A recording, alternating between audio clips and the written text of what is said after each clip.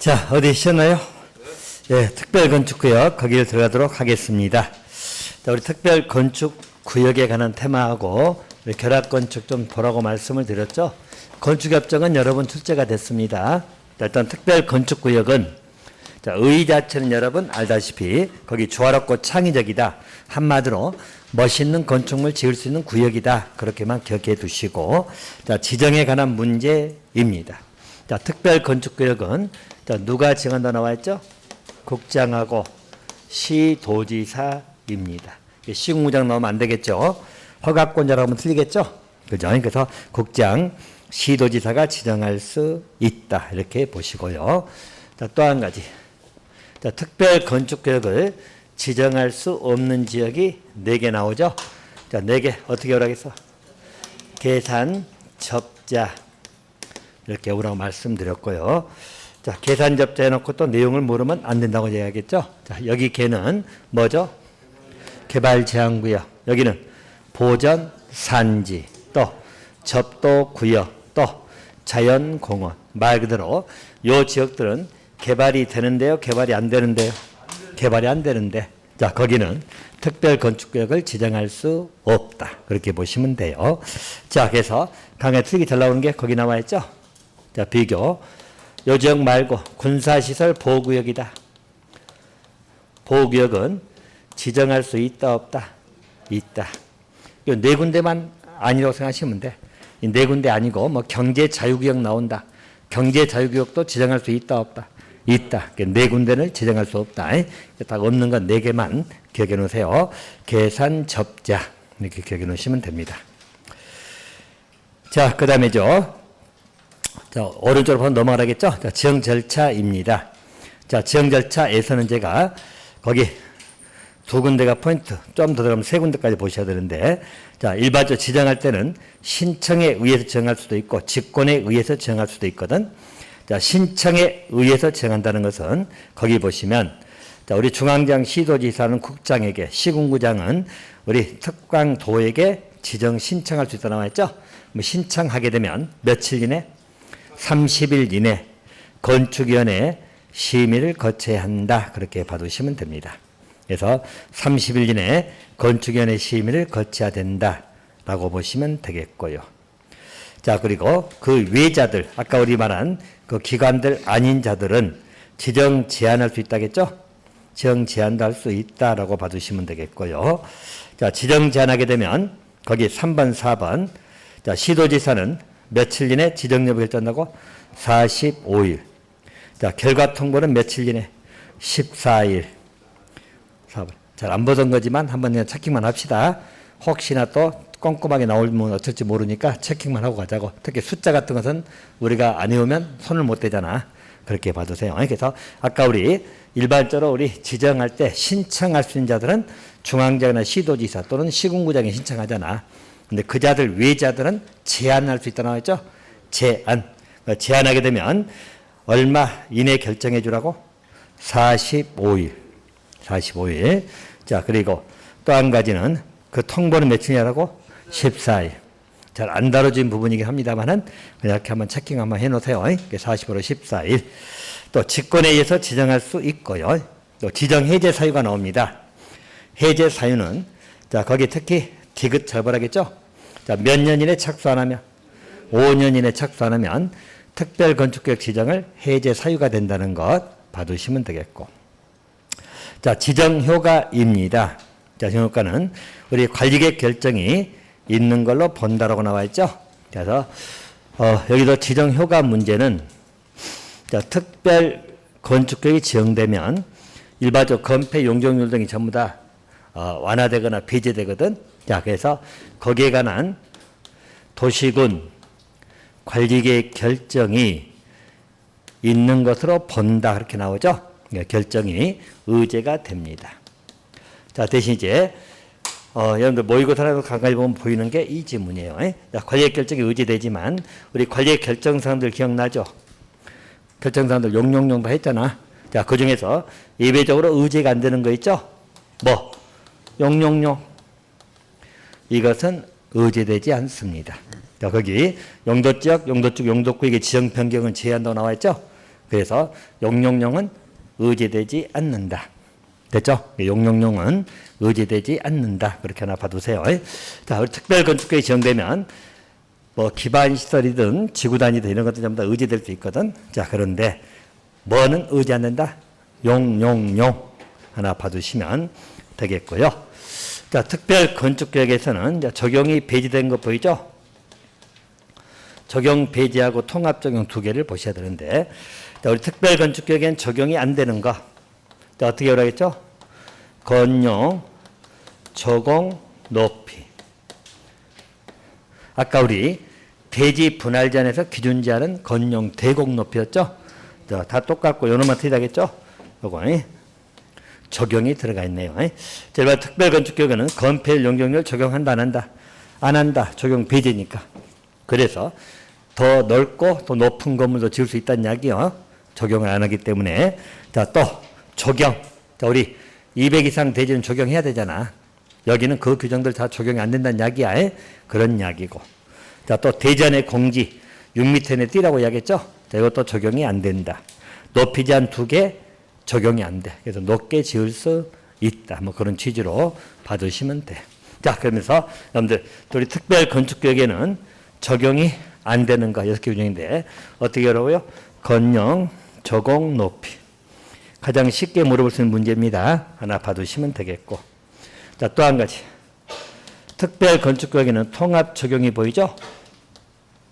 자, 통합 적용은 이렇게 했죠? 미주, 공원. 헷갈리니까 공원까지 붙이세요. 미주, 공원.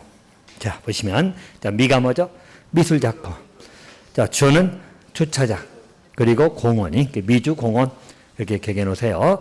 자, 이 세 개 규정은 개별 건축마다 적용하는 게 아니라 통합해서 적용한다는 이야기죠. 그렇게 봐두시면 되겠습니다. 자, 특별건축구역은 그 정도로만 잡아두시고요. 자, 다음 페이지 특별가로구역은 국장의 허가권자 정한다 나와 있죠? 그것만 기억하세요. 자, 특별가로구역은 누가 정한다고? 국장 허가권자. 자, 특별건축구역은 국장하고 시도지사야. 허가권자라면 틀려. 여기는 특별가로구역은 국장하고 허가권자가 지정한다. 까지만 봐두시면 되겠고요. 자, 그리고 이제 건축협정으로 들어갑니다. 자, 건축협정은 여러분, 협정을 맺는다는 것은 말 그대로 소유자 등이 모여가지고 협정을 맺는 것이에요. 자, 그래서 거기 보시면 일반적으로 토지나 건축물에 뭐 나오죠? 소유자. 거기에 누가 추가됩니까? 지상권자도 들어갑니다. 자, 이 자들이 모여가지고 뭘 체결한다고요? 건축 협정을 맺는 겁니다. 협정이. 자, 우리 건축협정은 세 가지가 있다겠죠? 세 가지. 자, 뭐뭐. 자, 건축에 대한 협정도 있고, 또 뭐 나오죠? 대수선. 자, 그리고 리모델링이. 이제 그 분야에 따라서 나눠줄 수 있어요. 건축협정을 맺을 수 있고, 대수선협정을 맺을 수 있고, 리모델링 협정을 맺을 수도 있다. 자, 대신 꼭 구별한 거. 자, 협정을 체결할 때는 자, 소유자 지상권자 전원합의라고 나와 있죠? 그래서 일반적으로 여기는 전원합의입니다. 전원합의. and 인가권자의 인가를 받는 거예요. 그래서 전원합의하고 인가를 받는다. 자, 대신 항상 같이 볼 것. 자, 오른쪽에 폐지 보이죠? 자, 폐지는 협정을 폐지할 때는 어떻게 한다고? 과반수 동의. 그리고 인가. 자, 그래서 항상 여기 이제 기본 문제이기도 합니다. 일반적으로 건축협정을 체결할 때는 전원합의입니다. 대신 폐지할 때는 과반수 동의. 어차피 인가권자, 인간 다 받아요. 인가권자는 뭐 시도지사, 시공장 생각하시면 돼. 그래서 인가권자의 인가를 받습니다. 자, 그래서 우리 작년 문제 타치했던 게 이거죠. 자, 보시면 자, 소유자 전원이 합의했어. 그럼 지상권자가 반대했어. 건축협정 체결할 수 있다, 없다? 없다. 지상권자도 다 들어가니까 지상권자도 다 찬성해야 돼요. 전원합의니까.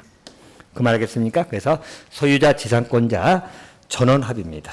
그래서 소유자만 전원합의했다 되는 거 아니에요. 지상권자가 반대하면 안 돼. 그렇게 봐두시면 됩니다. 자, 또 한 가지.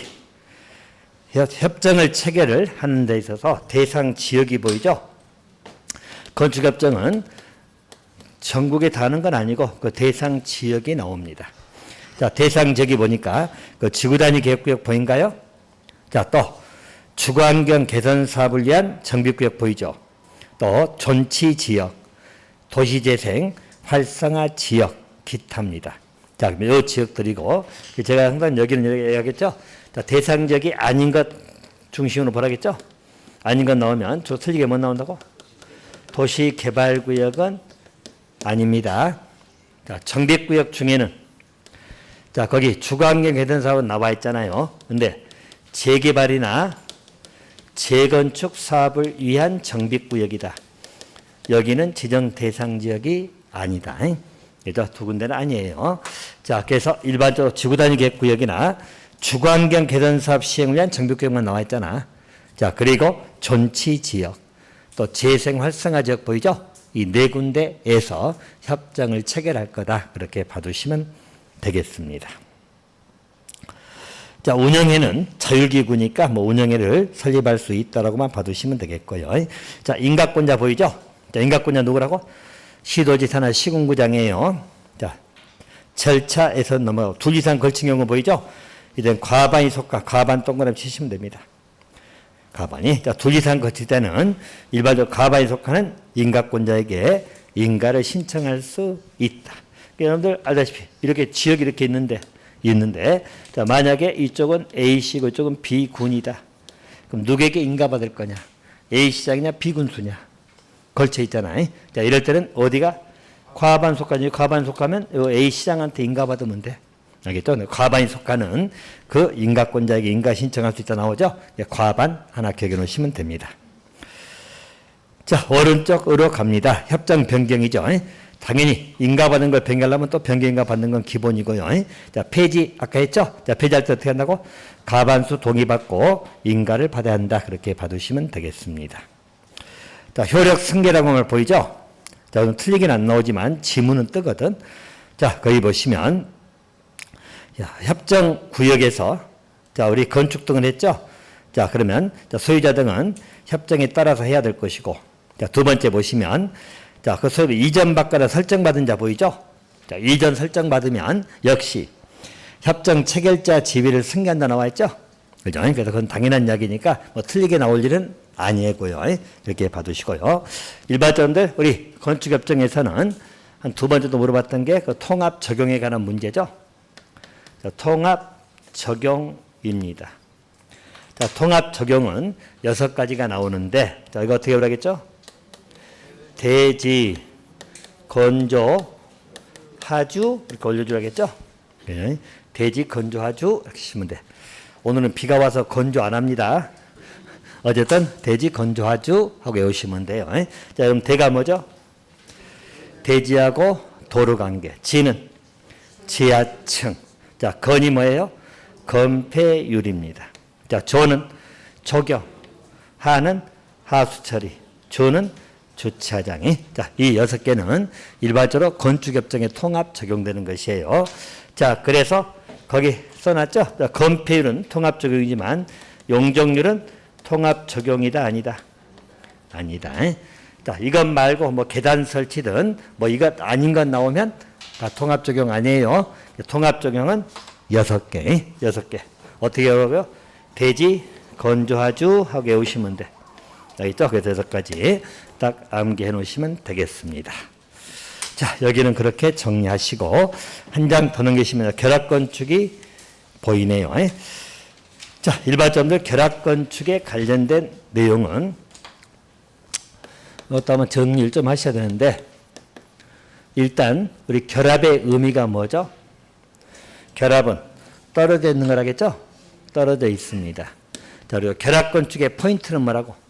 용적률을 통합 적용한다고 말씀드렸죠? 용적률을 통합 적용을 합니다. 자, 그래서 일반적으로 결합건축의 의미는 이렇게 보라겠죠? 자, 우리 대지가 이렇게 있고 또 이쪽에도 대지가 있다.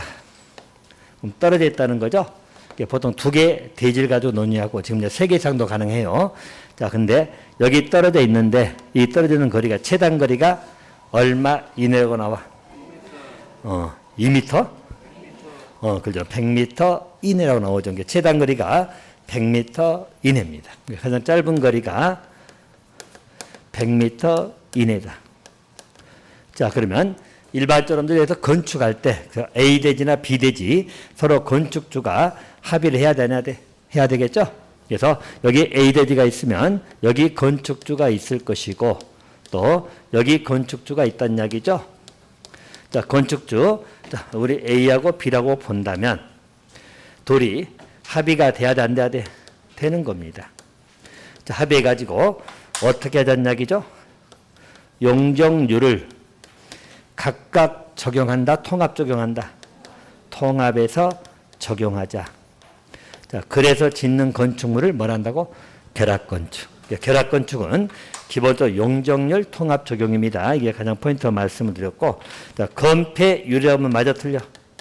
틀려. 건폐율 통합 적용이 아닙니다. 용적률을 통합 적용하겠다. 자, 그런 취지가 결합건축으로 봐두시면 됩니다. 자, 그럼 이제 결합건축을 지을 수 있는 대상 지역이 보이죠? 자, 2개의 대지를 대상하는 것하고 3개 이상 대지가 보이죠? 자, 그것 하나같이 정리하시면 됩니다. 자, 우리 대상 지역이 나오는데, 자, 대상 지역은 2개 대지를 가져가는 것이 보통이었거든. 근데 3개 이상 대지까지 할 수 있는 것이 추가됐다고 생각하시면 돼요. 추가된 내용이고. 자, 2개 대지에 대해서는 자, 그 지역이 나오죠. 자, 그 지역이 어디 나옵니까? 자, 상업지역 나오죠. 또 역세권 개발구역. 자, 또 한 가지는 주거환경 개선 사업을 위한 정비구역 보인가요? 자, 3군데가 나옵니다. 자, 어디 나온다고? 상업지역, 또 역세권, 상업지역, 또 역세권 기억하시면 되고, 그 다음에 정비구역은 어떤 정비구역? 주거환경 개선 사업을 위한 정비구역입니다. 자, 그래서 여러분들도 똑같이 기억하라겠죠? 자, 결합건축을 체결하는 대상지역이 아닌 것 하면 똑같이 적용돼. 도시개발구역은 들어간다, 안 들어간다? 안 들어간다. 또 재개발, 재건축 사업을 위한 정비구역도 안 들어가죠? 주거환경 개선 사업을 위한 정비구역만 나와 있어. 알겠죠? 그래서 이 3군데 지역만 대상이 될 것이고, 자, 3개 이상 대지를 대상으로 결합건축할 수 있다고 나와 있죠? 자, 그럼 어떻게 해보라겠죠? 제가 그 대상 지역은 국가, 지자체 등 소유라고 나와 있죠? 국가, 지자체 등. 또 한 가지는 빈집 하나 생각하시면 돼. 자, 2개의 단어로 기억하시라고요. 자, 3개 이상 대지를 대상으로 결합건축할 수 있는 것은 국가, 지자체, 공공기관 등 소유하는 건축물이거든. 자, 또 한 가지 뭐라고? 빈집. 간단하게 해보라고. 국가, 지자체 등 빈집 나오면 3개 이상 대지를 가지고 결합건축할 수 있다, 없다? 있다. 그렇게 봐두시면 되겠습니다. 자, 그 밑에 절차가 보이죠? 자, 결합건축할 때는 일반적으로 우리 건축제, 건축허가 신청할 때 자, 협정서 첨부해야 되고, 그리고 도서 제출한다 나와 있죠? 그때 협정서에 명시할 사항이 4개가 나오는데, 요게 한번 기출됐어. 그러니까 우리가 이제 이거까지 다 외우냐고. 알겠죠? 한번 딱 기출된 적이 있어. 30회 때. 근데 어차피, 한번 나왔기 때문에, 자, 체킹만 하고 갑니다. 일단. 거기 보시면 위치나 용도 지역 들어갑니다. 또 성명, 주소, 생년월일이 나오죠? 이렇게 봐두시면 되겠고. 자, 대신, 자, 법인이나 법인 아닌 단체, 또 애국인의 경우는 등록번호를 만들어 나와 있죠? 등록번호. 자, 그리고 또 일반적으로 우리 대지별 용적률 나오죠? 용적률. 건축 계획서. 자, 그걸 적은, 그걸 명시한 협정서를 제시하라는 이야기예요. 그래서 결합건축 협정서에 들어갈 사안을 물어봤던 문제가 한번 기출된 적이 있어. 이건 다 모두 못 풀었던 문제야. 이런 것은 그때 당시에는 불쑥 튀어나온 문제야. 이거 한 번도 안 나온 문제가. 어쨌든 한 번 나왔다는 것만 기억해 두시고, 또 다음 페이지 보시면, 자, 그러면 이제 결합건축한다고 허가 신청 들어오면 허가 이제 건축인의 심의 거친 건 맞겠죠? 심의 거친 건 맞고요. 자, 또 한 가지. 자, 용적률이 20% 초과라고 나온가요? 자, 용적률이 20% 초과한다. 그럴 때는 건축인의 심의하고 어디? 도기의 심의를 공동으로 해야 된다. 일반적으로 용적률 통합적으로 하는데, 그때 용적률이, 자, 그 대지에서 용적률에 몇 프로 초과? 20% 초과할 때는 건축위원회 심의도 거쳐야 되지만 도계위 심의도 같이 거치라는 이야기야. 용적률 몇 프로 초과할 때? 20%. 20%. 자, 또 한 가지. 자, 3번에는 허가권자는 도시공계획사업에 편입된 대지가 있다고 나와 있죠? 자, 도시공계획사업에 편입된 대지가 있다면 건축허가를 아니할 수도 있습니다. 그러니까 결합건축 등을 허가 안 해줄 수 있다는 이야기야. 어디? 도시공계획사업에 편입된 대지가 있으면 도시공계획사업이면 도시공관리계획에 의해 가지고 결정된 사업이잖아요. 그러면 거기에서 편입된 대지가 있다. 그러면 그 부분에 대해서는 건축허가를 아니할 수도 있다. 그렇죠? 하나 봐두시기 바라고. 자, 그 다음에 협정기간 하나 봅니다. 자, 결합건축 협정 체결 유지기간은 최소 몇 년? 30년. 30년이. 협정 폐지입니다. 자, 협정 폐지는 거기 보시면 가반수동이야, 전원동이야? 전원동이. 그리고 허가권자에게 신고라고 나오죠? 자, 그래서 비교. 자, 우리 결합건축 협정을 폐지할 때는, 이거 폐지할 때는 어떻게 한다고? 전원동의. 그리고 신고. 자, 우리 건축협정을 폐지할 때는 아까 뭐 했었죠? 가반수동에다가 인가. 네, 결합건축을 폐지할 때는 전원동에다가 신고. 오케이. 안 헷갈리게 하나 비교 좀 해서 받으시기 바랍니다. 자, 그러면 됐고요. 자, 이행강제금으로 갑니다. 자, 이행강제금은 자, 거기 보시면 이행강제금은 이것도 일부 또 개정이 됐는데 어차피 여러분들 우리 시험범위는 안 들어갔으니까 그 이후에 내년에 하실 분은 또 개정된 내용을 좀 봐야 됩니다. 어쨌든 현재 이행강제금은 거기 나와 있죠. 위반했을 때 강제금 부과하는 것인데요. 자, 이행강제금은 첫 번째 허용권신 위반 보인가요? 자, 허용권신 위반이 뭐예요?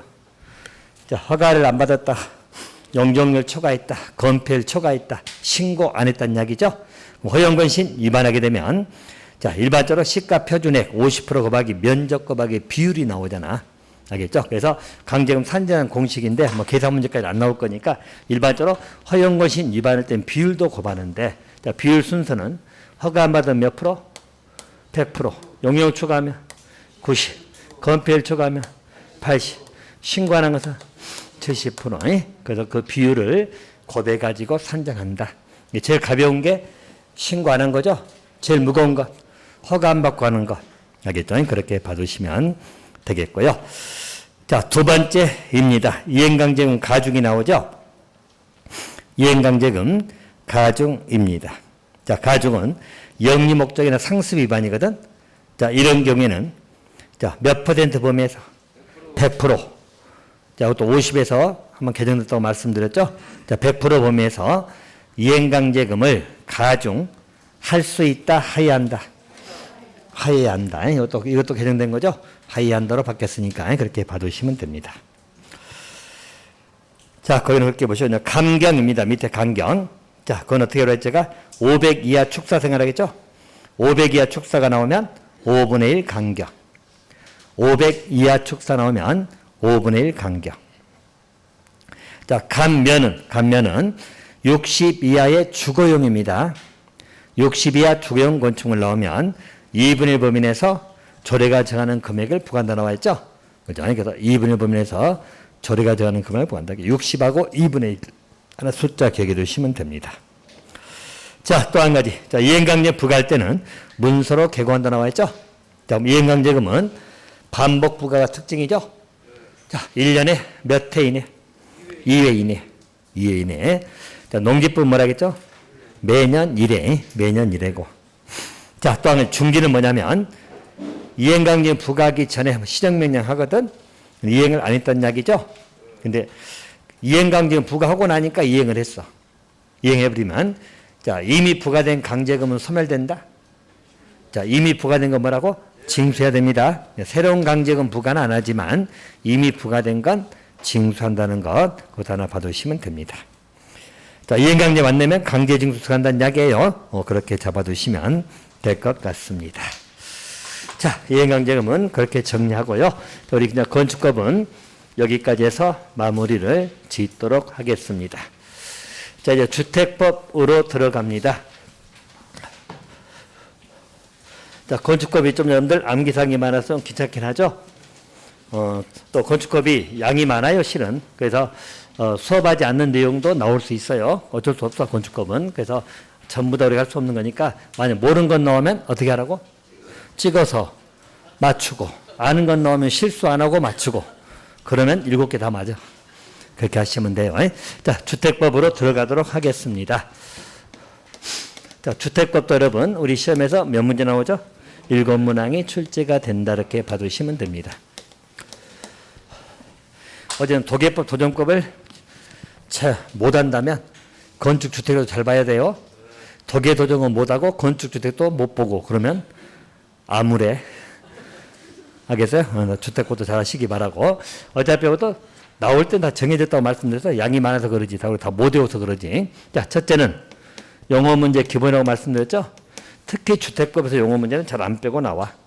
알죠? 근데 안 빼고 나왔기 때문에 뭐 거의 안 나온 부분이 하나도 없다고 생각하시면 돼. 다 기출됐다고 생각하시면 돼요. 용어적인 문제 어차피 한 개 아니면 2개 나온다. 그렇게 봐두시면 됩니다. 자, 옛날처럼 쉽게 나오면 그런 거 있잖아. 우리 별개의 주택단지를 본다. 그때 일반 도로면 몇 미터 이상이죠? 얼마? 20m. 갑자기 기억이 안 나요? 뭐 그런 거, 거기 한 2번 이상 나왔잖아. 10m, 15m, 뭐 이딴 식으로. 쉽게 나오면 그렇게 나오는 것이고, 또 뭐 도시형 생활주택인데 500세대다. 틀렸죠? 몇 세대 미만? 300세대 미만. 뭐 그런 거. 그런 거 나오고 거의 다 기출됐다고 생각하시면 돼. 알죠? 용어 문제는 그닥 어렵진 않아요. 근데 이제 문제는 여러분 맞춰내야 되고요. 자, 그리고 어차피 주택법은 핵심이 주택의 건설하고 그 다음에 주택의 공급이라고 말씀드렸죠. 공급이. 자, 또 한 가지가 리모델링. 리모델링 작년에 나왔었죠. 자, 어쨌든 이렇게 크게 4가지 테마입니다. 자, 물론 이게 포인트로 따지면 건설 쪽이 훨씬 많이 나온 건 사실이야. 이게 범위가 좀 많이 나온 건 사실이죠. 건설 쪽이 좀 많이 나온 건 사실이고요. 자, 근데 우리 주택 건설은 여러분 건설 절차잖아요. 자, 가장 많이 나온 게 뭐죠, 여러분들? 우리 사업 주최하고, 자, 또 한 가지 사업계획 승인받는 거. 이 2개가 포인트입니다. 자, 나머지는 공사하고 사용검사 받으면 되는 거니까 특히 2군데서 포인트고. 자, 사업 주최 쪽에서는 여러분 항상 나오는 게 뭐라고? 조합 문제. 알겠죠? 조합. 주택조합 문제 안 빠져 나옵니다. 알겠죠? 하나 정리해 놓으시기 바라고. 조합 문제. 또 사업계획 승인 문제도 아주 잘 나옵니다. 또 내용이 많잖아. 승인권자는 종합 문제 나옵니다. 다음 주 사업계획 승인에 대해서 옳은 거 옳지 않은 거. 뭐 사업계획 승인 관련돼 가지고 승인권자부터 시작해서 승인의 요건, 승인의 취소, 승인 뭐 관련된 절차에 전부 다 물어볼 수 있는 내용들이에요. 자, 그래서 우리 건설 쪽은 기본적으로 2문제 이상을 잡아두시면 돼. 기본 2문제 나온다 생각하시면 되고 3문제 나올 수도 있고요. 그래서 이렇게 봐두시면 되겠고. 자, 공급 쪽에 관한 문제죠. 자, 우리 공급 쪽에 관한 문제는 여러분 항상 대표적인 게 뭐 나왔죠? 투기가열지구. 알겠죠? 그 다음에 분양가 상한제. 알겠죠? 2개가 그냥 대표 선수고. 자, 이것 말고도 자, 일반적 조정 대상족도 있고 또 전매 제한도 있고 또 우리 저당권 설정 금지도 있고 또 공급질서 교란행위 금지도 있죠. 등등. 자, 어쨌든 이 투기가열지구가 가장 많이 나왔고 분양가 상한제 2놈이 어쨌든 대표 선수들입니다. 그렇지만 나머지도 물어볼 수는 있어. 아주 안 나오는 건 아니기 때문에. 자, 그래서 전매 제한도 한 번씩 물어보기도 하고. 자, 저당권 설정 금지나 공급질서 교란행위 금지는 나온 지가 꽤 됐다고 말씀을 드렸고요. 자, 어쨌든 이 공급 쪽에도 얼추 맥심 2개까지. 3문제 나온 적은 못 봤고 많이 잡으면 2개까지. 한 문제는 무조건 나와. 한 개는요. 근데 맥심 잡으면 2개까지 나올 수 있는 테마다. 이렇게 봐두시고요. 자, 리모델링은 어차피 나오면 한 문제입니다.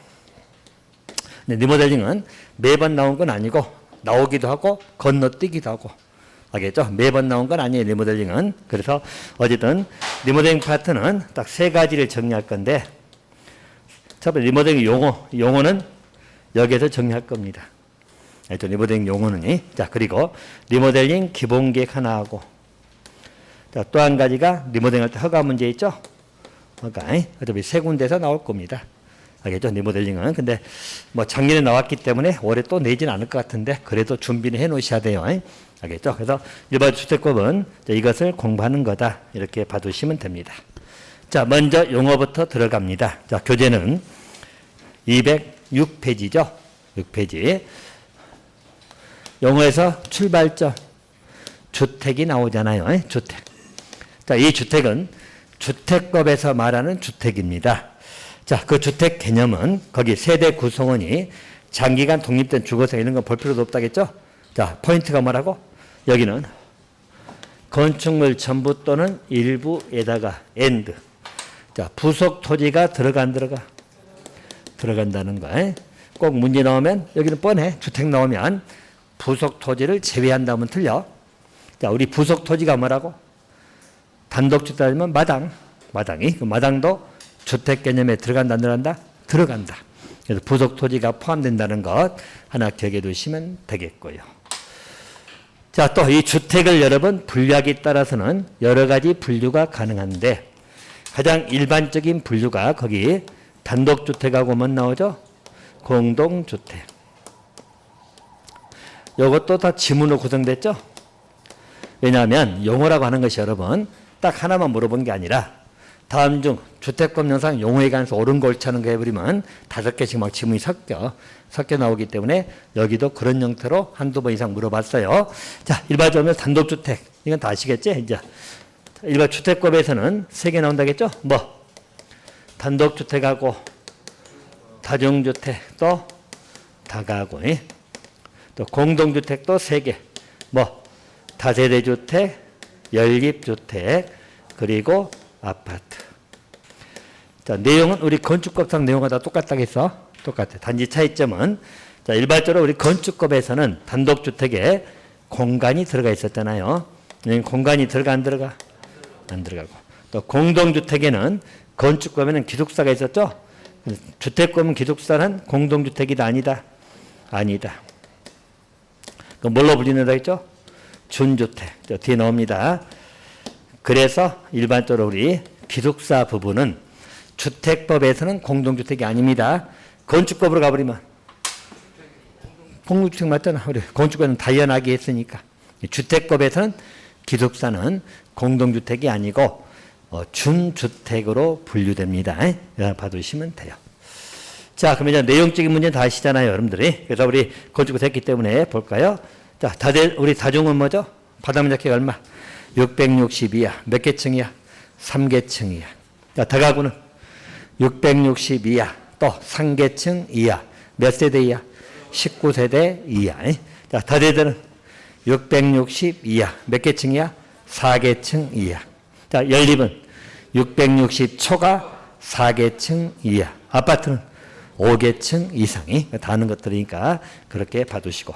단지 우리 주택법에서는 공간하고 기숙사가 빠진다는 것 알겠죠? 안 들어갑니다. 여기도 안 들어가고 기숙사는 주택법에는 준주택으로 분류됩니다. 그거 하나만 기억해 놓으시면 될 것 같고요.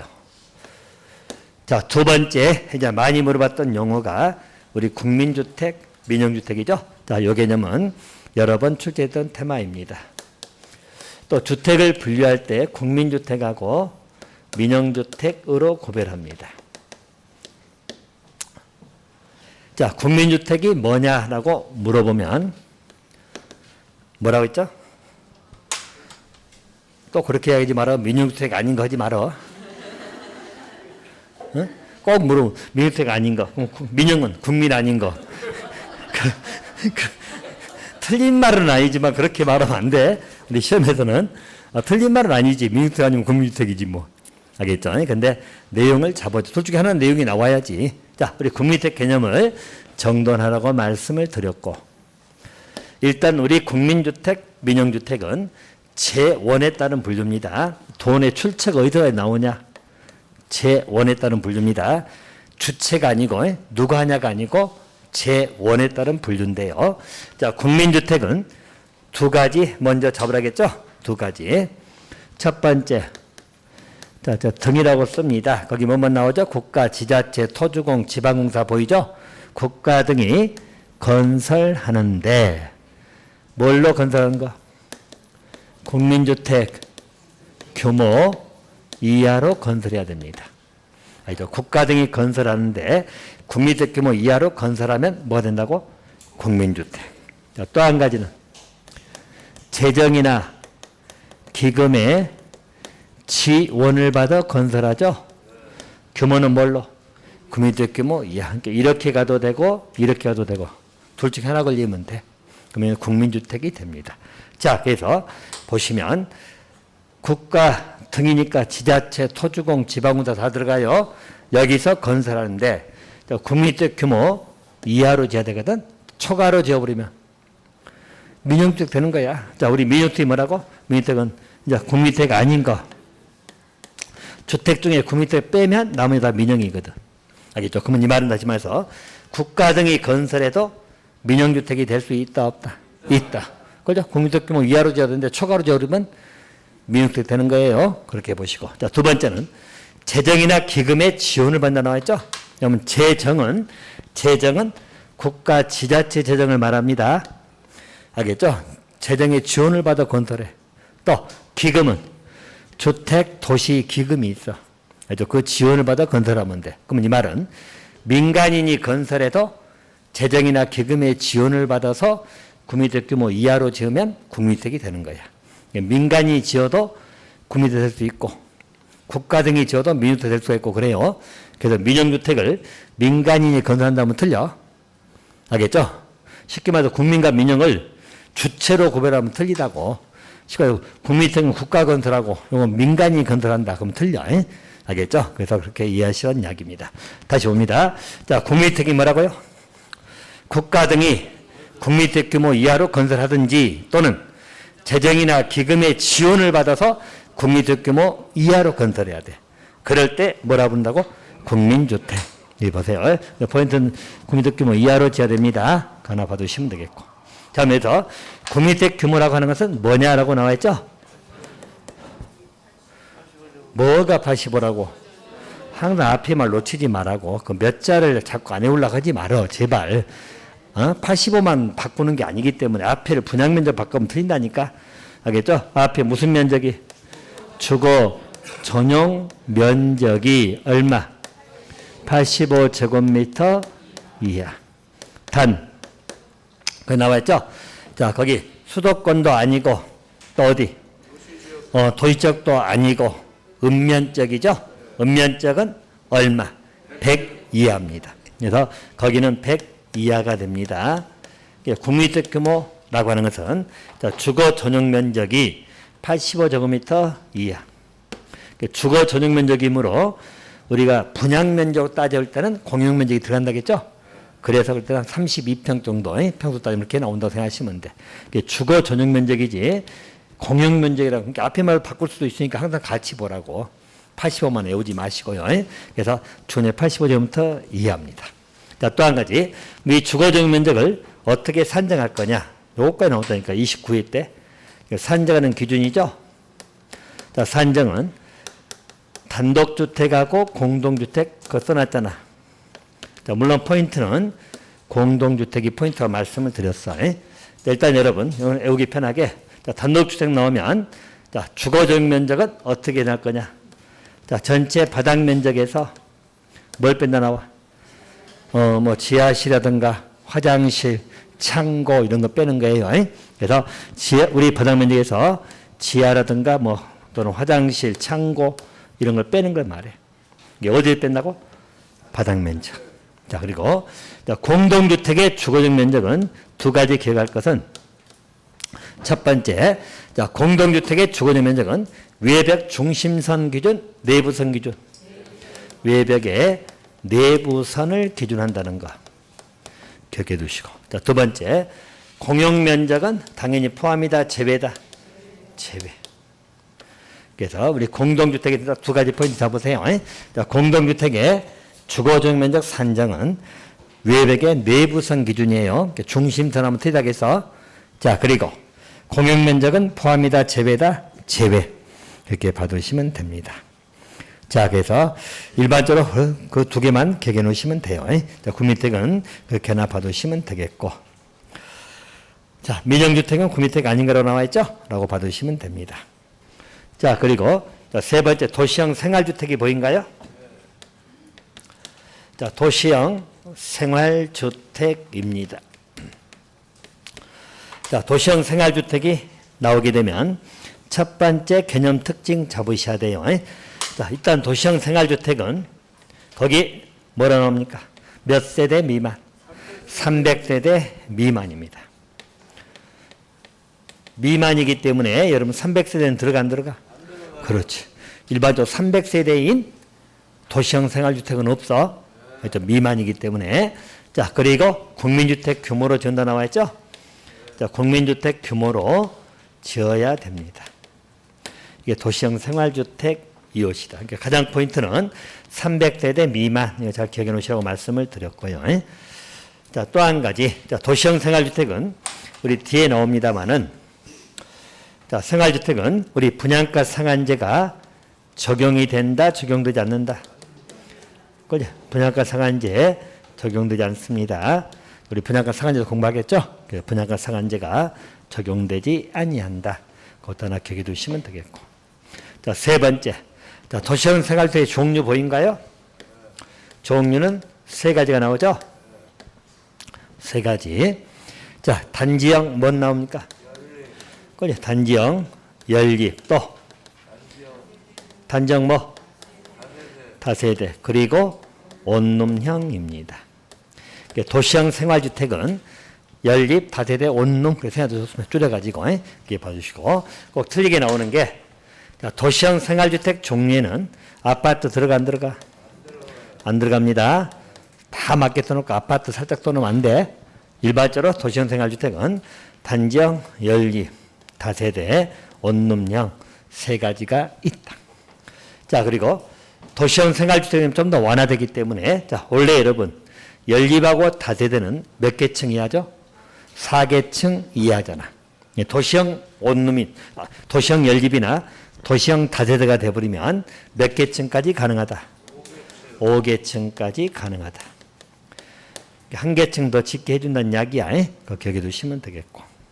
자, 원룸형입니다. 원룸형은 그 세 가지만 제가 보라 말씀을 드렸거든. 원룸형이. 자, 원룸형은 세대별 주거 면적이 얼마 이하? 50 이하. 50 이하 하나 봐두시면 되겠고. 2번은 안 봐도 될 거니까. 알겠죠? 자, 3번에는 기본적으로 하나의 공간을 구성합니다. 원룸이니까 하나 공간을 구성하는데 얼마 이상이면 두 개 공간이 가능하다? 30 이상. 50 이하고 30 이상. 30 이상이면 투룸도 가능하다는 이야기가 심하다. 두 개 공간을 구성할 수 있다. 그렇게 봐두시고. 자, 세 번째는 지하층에는 설치한다, 설치하지 않는다. 설치하지 않냐고. 딱 세 가지만 기억하라고요. 원룸형은 그렇게 봐두시면 됩니다. 자, 네 번째 정리할 것은 자, 거기 보시면 자, 일반적으로 우리 도시형 생활주택에서 특징이 나오잖아요. 자, 하나의 건축물에는 도시형하고 그 밖의 주택을 같이 건축할 수 있다, 없다? 없다. 알겠죠? 그래서 이 말은 하나의 건축물입니다. 하나의 건축물이 있는데 이 건축물에 자, 일부는 여기까지는 도시형이고 여기는 도시형이 아니다. 이렇게 건축할 수 있다, 없다? 없다. 알겠죠? 그래서 도시형하고 도시형 아닌 것을 함께 건축할 수 없다는 거예요. 예외가 있다, 없다? 있다. 그 예외 보시면 돼. 예외 중에서 딱 하나만 포인트 잡읍시다. 하나만. 자, 거기 몇 번? 2번 보시라고, 2번. 일반적 예외는 도시형 중에 원룸형입니다. 자, 원룸형, 도시형 생활주택이죠? 요 놈하고 도시형이 아닌 놈. 이 두 개는 함께 건축할 수 있다, 없다? 있다. 원래는 도시형하고 아닌 놈 함께 건축 못한다고 했잖아. 자, 근데 누구는 가능하다? 도시형 중에 원룸형은 가능합니다. 원룸형은 도시형 아닌 건축물하고 함께 건축할 수 있다는 이야기예요. 대신 조건이 있어. 어느 용도지역에서만 이야기죠? 준주거하고 상업지역에서. 이때는 원룸형하고 도시형 아닌 건축물을 함께 건축할 수도 있다. 원칙은 같이 할 수 있다, 없다? 없다. 원칙은. 예외적으로 원룸형은 도시형 아닌 놈하고 같이 건축할 수 있다. 어느 지역에서? 준주거하고 상업지역 그렇게 봐두시면 될 것 같습니다.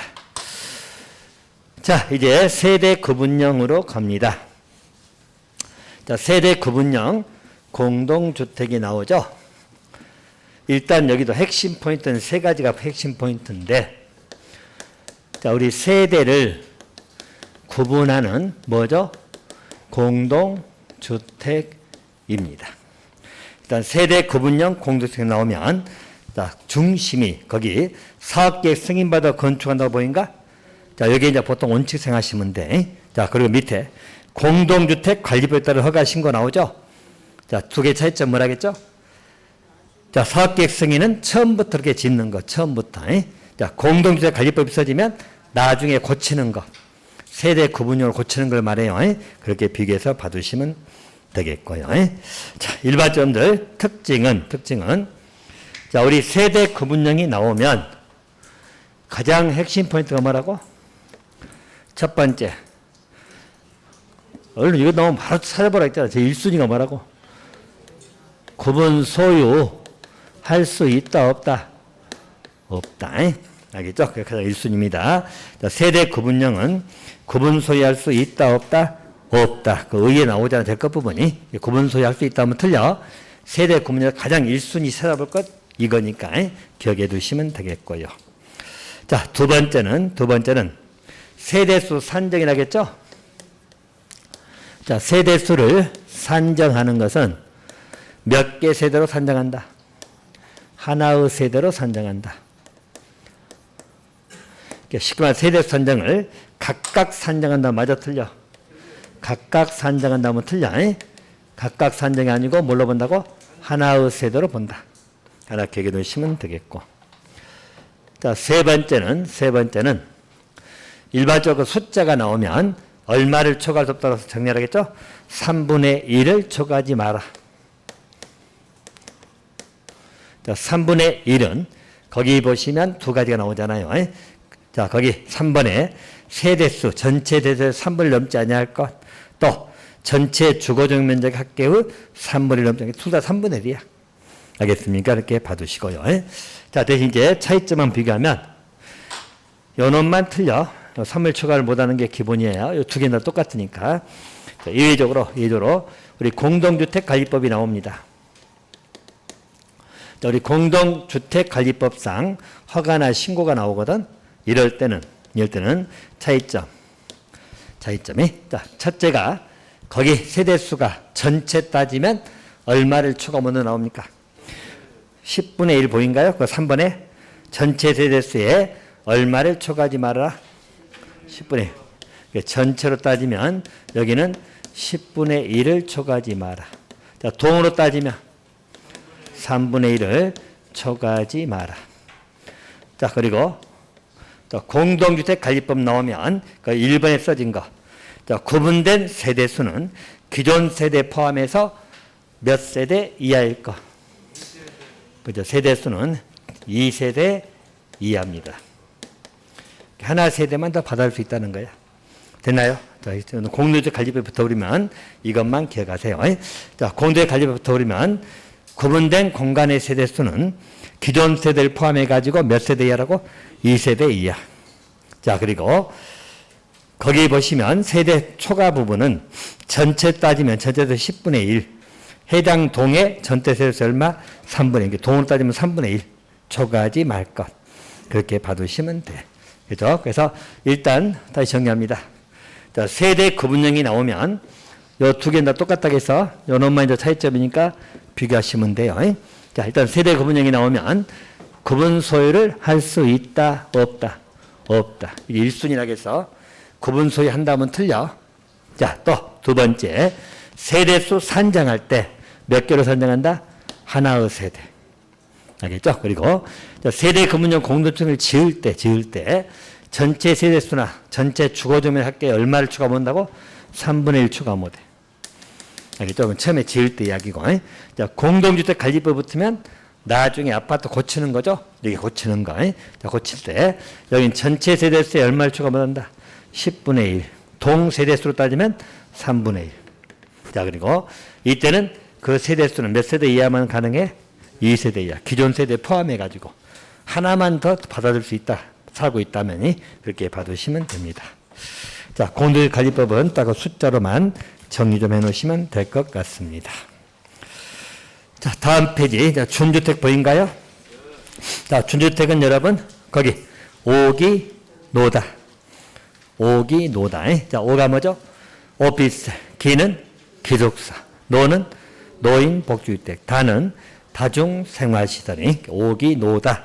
오기로 논다. 딱 기억해 놓으시면 되겠고요.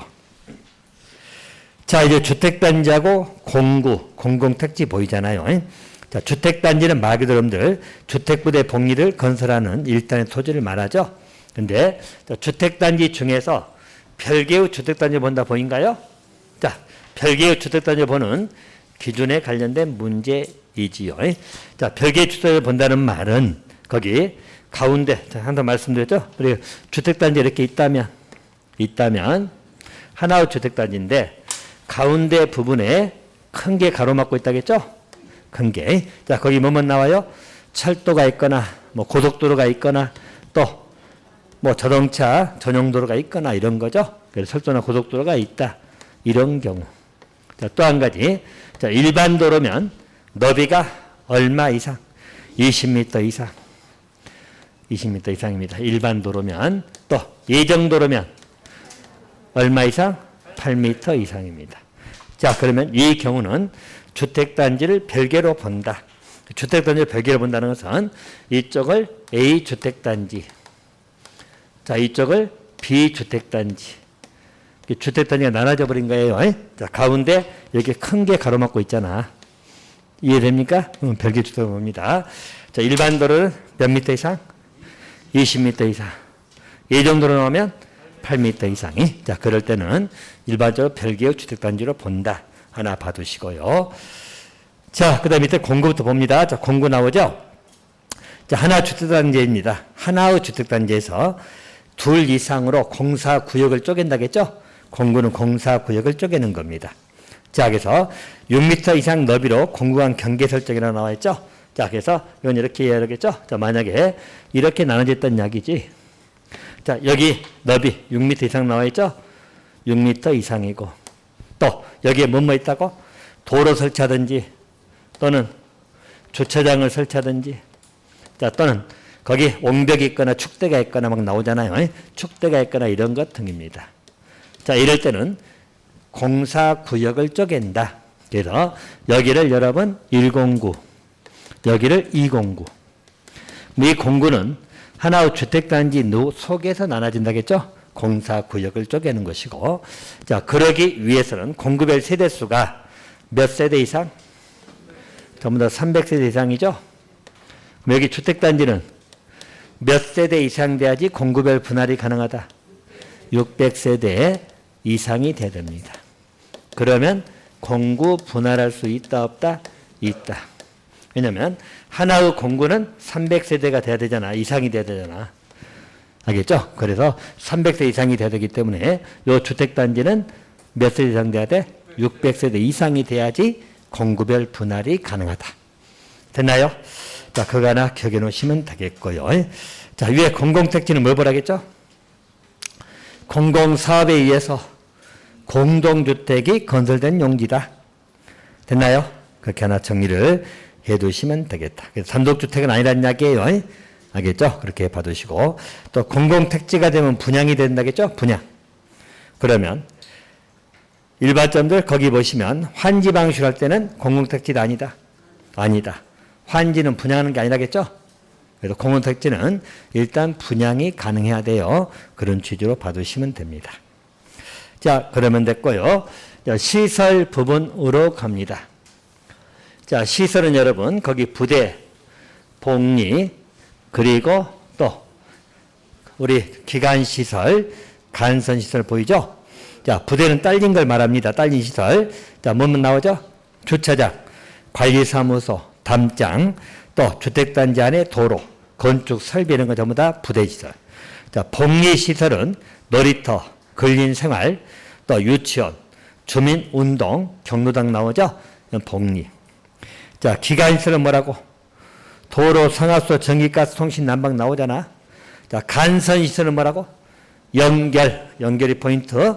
연결시키는, 똑같은 도로라 하더라도 연결시키는 겁니다. 그래서 제가 항상 이야기하죠. 여러분 보시면 우리 주택단지가 있다. 이 주택단지가 있다면, 자, 주택단지 안에 도로가 있다는 이야기죠. 도로 있잖아. 그죠? 또 안쪽에 상하수도 다 있을 거 아니야. 상수도 하수도 다 있겠죠. 상하수도 다 있다는 이야기야. 그러면 이런 것은 일반적 주택단지 안에 있다. 도로는 뭐가 되는 거죠? 부대시설. 자, 근데 밖에 도로가 있다겠죠? 자, 밖에 있는 도로는 뭐다? 기관시설. 자, 그리고 여기 도로를 이쪽 연결시킨다겠죠? 여기 연결시키는 도로. 이걸 뭐라고? 간선시설. 또, 일반점들 밖에는 상수도 하수도 다 있어 없어? 밖에 다 간이 묻어져 있잖아. 그럼 상하수도 있죠? 밖에 있는 상수도나 하수도가는 무슨 시설? 기관시설. 자, 이걸 안으로 끌어들여야 되겠죠? 연결시켜야 되겠죠? 자, 연결시켜준 이 시설은 뭐라고? 간선시설. 됐나요? 이렇게 봐두시면 돼. 자, 거기는 이렇게 봐두시고요. 자, 리모델링입니다. 자, 리모델링 용어입니다. 일반적으로 리모델링은 그 용어 부분 여기 용어를 정리한다고 말씀을 드렸죠. 일반적으로 리모델링은 대손하고 증축이라고 나와 있죠. 대손 증축이야. 건축법에서는 개축도 들어가 있잖아. 주택법에서는 대손 증축이에요. 자, 대손은 몇 년 이상 경과돼야 돼? 10년. 증축은 15년. 15년이. 자, 증축한다는 것은 세대별 주거적 면적의 몇 프로 이내? 30% 이내를 증축하는 거고. 자, 85년부터 미만일 때는 40% 이렇게 봐두시면 됩니다. 자, 또 세대수 증가형 리모델링 있죠? 숫자 개념 기억하라고. 자, 세대수 증가형 넣으면 몇 프로 이내? 15%. 자, 수직 증축형은 위로 올리는 거야. 몇 개층까지? 3개층까지. 15층 이상이면 3개층. 14층 이하는 2개층. 그걸 뭘 한다고? 수직 증축형 리모델링. 알겠죠? 그렇게 봐두세요. 그러면 숫자 개념.